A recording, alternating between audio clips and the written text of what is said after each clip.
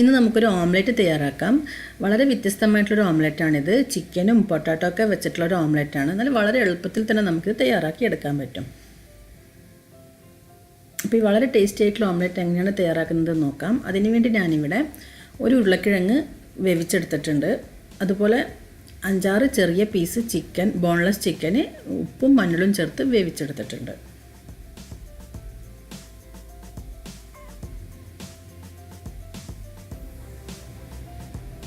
നമുക്ക് ആദ്യം ഈ ഉരുളക്കിഴങ്ങിൻ്റെ തൊലി കളഞ്ഞെടുക്കാം. ഈ ഉരുളക്കിഴങ്ങ് വേവിക്കുന്ന സമയത്ത് ഒരുപാട് വെന്ത് പോകരുത്, കാരണം നമുക്കിതിനൊന്ന് ഗ്രേറ്റ് ചെയ്തെടുക്കേണ്ടതാണ്.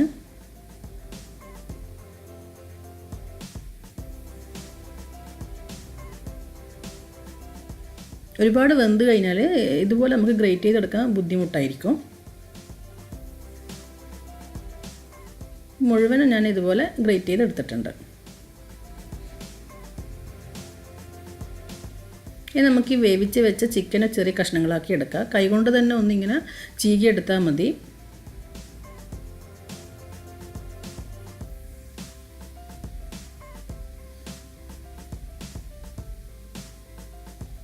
അതല്ലാന്നുണ്ടെങ്കിൽ മിക്സിയുടെ ചെറിയ ജാറിലിട്ടിട്ട് വേണമെന്നുണ്ടെങ്കിൽ ഒന്ന് അടിച്ചെടുത്താൽ മതി. പക്ഷെ നമ്മൾ കൈകൊണ്ട് ഇങ്ങനെ ചെയ്യുന്ന സമയത്ത് ഇങ്ങനെ ആയിരിക്കും നല്ലത്, കാരണം നമ്മൾ കഴിക്കുന്ന സമയത്ത് നമുക്ക് ഈ ചിക്കൻ പീസ് ഇങ്ങനെ കടിക്കാൻ കിട്ടും. മറ്റങ്ങനെ ചെയ്യുന്ന സമയത്ത് അത് ഫുള്ളായിട്ടൊന്ന് അടിഞ്ഞു പോകുമല്ലോ.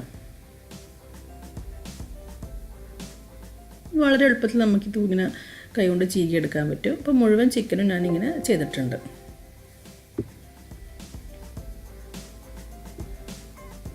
ഇനി നമുക്കൊരു വലിയ ബൗളെടുത്ത് ഈ ബൗളിലേക്ക് 4 മുട്ട ചേർക്കാം.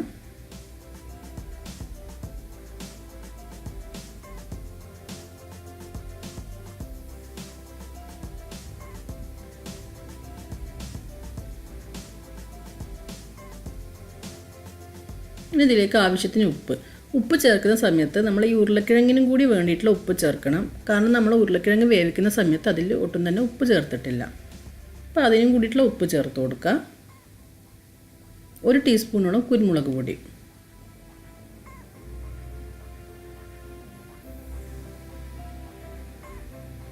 നല്ലവണ്ണം ഒന്ന് മിക്സ് ചെയ്തെടുക്കാം. ഞാനിതിപ്പോൾ വീട്ടിൽ തന്നെ തയ്യാറാക്കിയ കുരുമുളക് പൊടിയാണ്. പുറത്തുനിന്ന് വാങ്ങിക്കുന്ന കുരുമുളക് പൊടിയേക്കാൾ നല്ലത് നമ്മൾ വീട്ടിൽ തയ്യാറാക്കുന്ന കുരുമുളക് പൊടി തന്നെ ചേർക്കാം.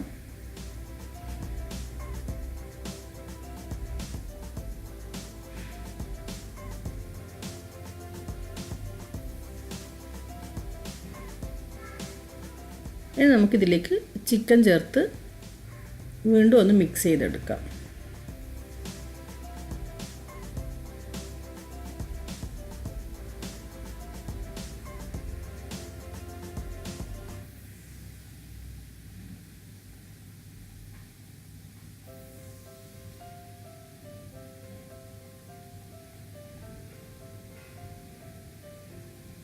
ഇനി ഗ്രേറ്റ് ചെയ്ത് ഉരുളക്കിഴങ്ങ് ചേർക്കുക. ഇത് ചേർക്കുന്ന സമയത്ത് മുഴുവനായിട്ട് ഒന്നിച്ചങ്ങ് ഇടരുത്, കാരണം ഇത് ഓൾറെഡി വെന്തതാണ്. അതുപോലെ ഗ്രേറ്റ് ചെയ്തതും കൂടി അതുകൊണ്ട് നമ്മൾ മുഴുവനായിട്ട് ഒന്നിച്ചിടുന്ന സമയത്ത് അതങ്ങ് പെട്ടെന്ന് അടിഞ്ഞു പോകും.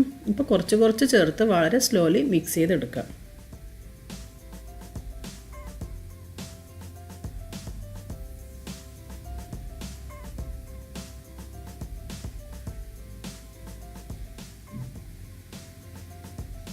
മുഴുവനും ഇതുപോലെ ചേർത്തൊന്ന് മിക്സ് ചെയ്തെടുക്കാം.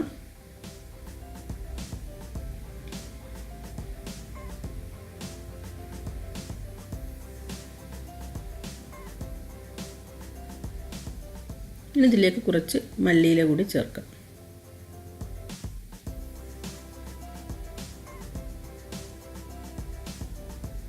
നിങ്ങൾക്ക് വേണമെന്നുണ്ടെങ്കിൽ ഇതിലേക്ക് ഈ ഒരു ടൈമിലൊരു സവാള ചെറുതായി അരിഞ്ഞ് ചേർക്കാം. പക്ഷേ ഞാൻ ഇവിടെ ചേർത്തിട്ടില്ല, കുട്ടികൾക്ക് ഇഷ്ടമില്ലാത്തതുകൊണ്ട്. പിന്നെ ഒരു പാൻ വെച്ച് പാൻ ചൂടായ സമയത്ത് നമുക്കിതിലേക്ക് ഓയിൽ ചേർക്കാം. ഞാനിവിടെ ഒലിവ് ഓയിലാണ് എടുത്തിട്ടുള്ളത്. നിങ്ങൾക്ക് ഏത് ഓയിൽ വേണമെങ്കിലും ചേർക്കാം. ഓയിലൊഴിച്ച് ഒന്ന് ചൂടായി വരുമ്പോഴത്തേക്കും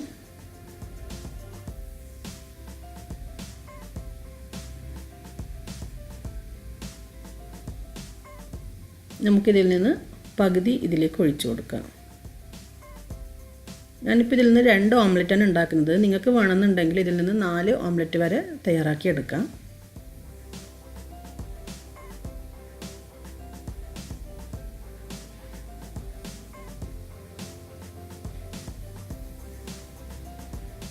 ഒരു ലോ ഫ്ലെയിമിൽ വേണം ഇങ്ങനെ ചെയ്യാൻ.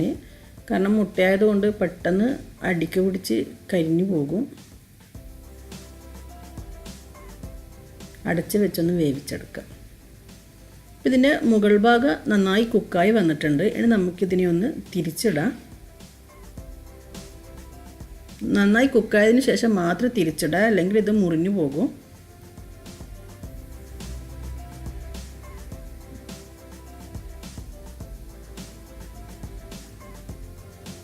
ഒരു കുറച്ച് സമയം മാത്രം ഒന്ന് അടിഭാഗം വേവിച്ചെടുത്താൽ മതി. അപ്പോൾ നമ്മുടെ ഓംലെറ്റ് ഇവിടെ റെഡി ആയിട്ടുണ്ട്. അപ്പം വളരെ ഈസിയാണ്, നല്ല ടേസ്റ്റിയാണ്. അപ്പോൾ എല്ലാവരും ട്രൈ ചെയ്ത് നോക്കുക. ഇഷ്ടമായെങ്കിൽ ലൈക്ക് ചെയ്യുക, ഷെയർ ചെയ്യുക, സബ്സ്ക്രൈബ് ചെയ്തിട്ടില്ലെങ്കിൽ സബ്സ്ക്രൈബ് ചെയ്യുക.